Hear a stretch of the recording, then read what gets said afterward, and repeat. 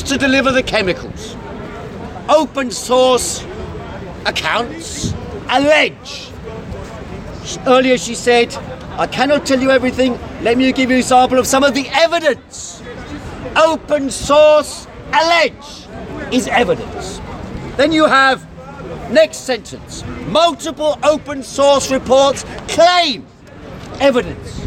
Claim is evidence that a regime helicopter was observed above the city.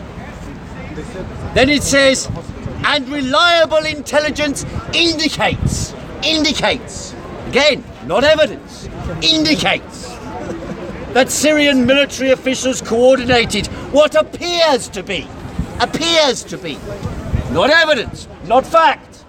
So in other words, in one paragraph, we have 4 separate justifications, which are none of them evidence, which are supposed to justify British military action in Syria. Now, then she goes on to say, no other group could have carried out this attack. Don't forget, no other country could have carried out the attack in Salisbury. And it was the Russians who did it. So Boris Johnson alleged that Portendown had told him on television, categorically, they said. And then, shortly afterwards, we find out Portendown categorically denies telling Boris Johnson, that buffoon in the cabinet. We are told by now that there was definitively no proof that Russia was involved. No proof. Now, of course, we are all very worried. Not just a claim. We are very worried, as you say, as I no doubt you're about to tell me, about chemical weapons. Of course, chemical weapons are abhorrent. Chemical weapons are monstrous.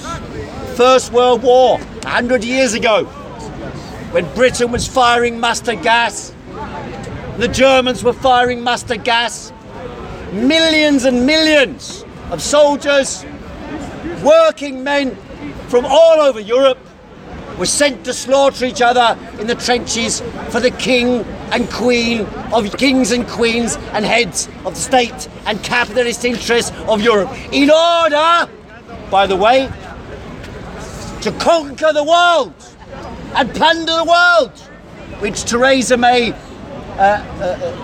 luckily seems to forget that the First World War was a war where the British were fighting the Germans as to who would plunder Africa, who would plunder India, who would plunder South America. That's what the war was, and Asia. Sorry? What about Belgium? Little Belgium. We went to war. Belgium.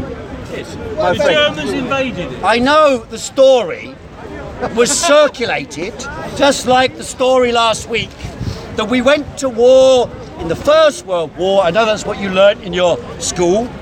You went to war in 1914 because Belgium was invaded. Belgium being invaded. Why was that a problem? Well, they got beer. Why was that a problem?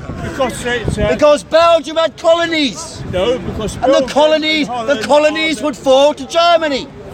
And Germany didn't have as many colonies as Britain. And Leopold, what were the colonies? Leopold collaborated with the Germans at some stage and had to go. What about the benefits of King Leopold? Even to this day, there is war in the Congo as a consequence of the historical background. And France has armies all over Africa, in Mali, special operations, shooting down so-called rebels. And of course, at the end of this little paragraph, where Theresa May justifies her war, or her little incursion with 100 missiles. So does John McDonnell. What are you talking about? John McDonnell supports it. No, not on him. Last week, John McDonnell has support. 4,000 people watching last week, and all of them said you're an idiot. Yes. And it was checked up on the internet by scientific definition of the term idiot, and everyone agreed. Really? Yes. Was it Boris Johnson? Now, then the final part of the paragraph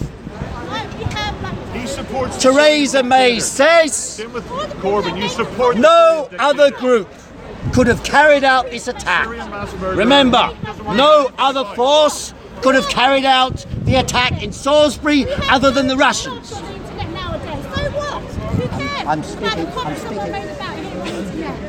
Now, indeed, it says here, indeed, she says, Daesh, Islamic State, for example, does not even have a presence in Duma.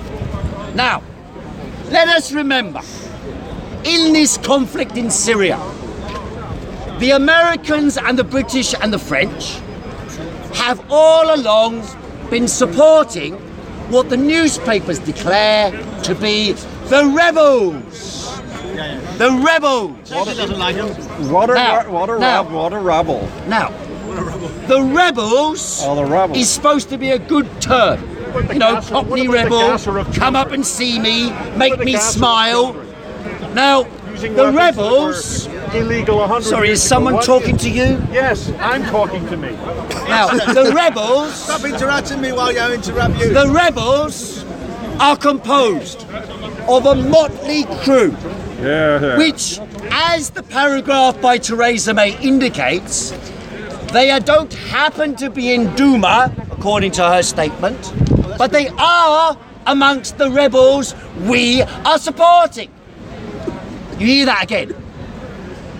Islamic Daesh, our enemies, the ones who blow us up in London, the ones who blow us up and drive people down with cars, the ones who jump out of cars and stab people on the street, are funded, armed and supported by the British in Syria. That's the truth. That's what she's saying in that paragraph. Right? Now, why do we support Islamic Daesh and Al-Qaeda in Syria? You support Russia. Because Syria is supported by Russia. Although Russia came only late.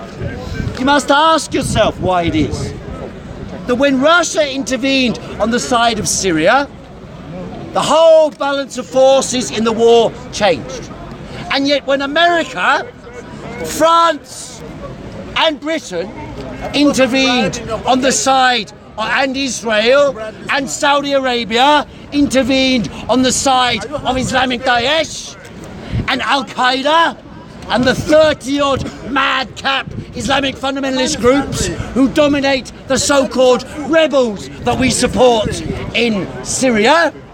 Why is it they were not able to win a decisive victory? And by the way, they did, however, for a whole year and a bit, gain a decisive foothold in Iraq. And let's not forget, in Iraq, in 2003, we overthrew Saddam Hussein. Mission done. Why did we go to war? Because they had chemical weapons. Colin Powell shaking a little cup in the United Nations Assembly with white powder declared chemical weapons. This is why we are going to Iraq.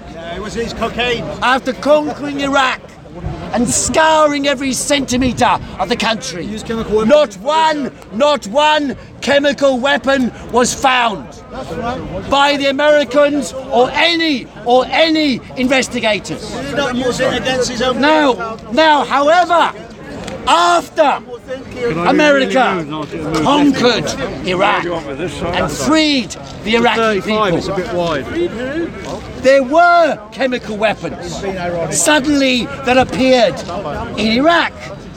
Those were chemical weapons used by America, because America continues to use chemical weapons. They used white phosphorus. Here, the report by the BBC from 2005. They denied they used white phosphorus. What they did in Fallujah was they went into the city. American troops, you see, are very good at aerial bombardment from computers, but not good at fighting a ground war.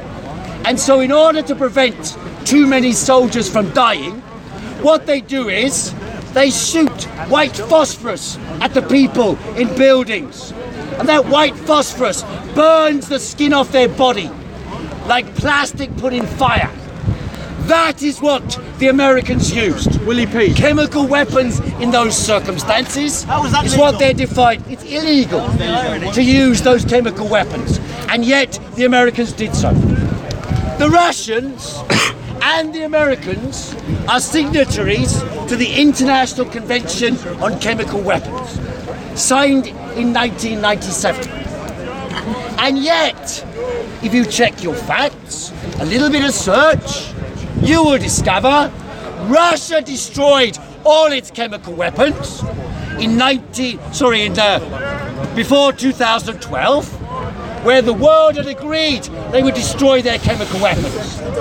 The United States, however, that pontificating nation of nonsense talkers at the leadership level, Donald Trump presides over one of the few countries in the world that openly admits that it still possesses chemical weapons. They are based in a place called the US Medical Research Institute of Chemical Defense. What about that port down? They call it chemical defense. What they really mean is chemical attack. They have, according to the investigations, they have, in 2012, America declared we cannot destroy our chemical weapons. We've got so many of them, it'll take far too long. And therefore,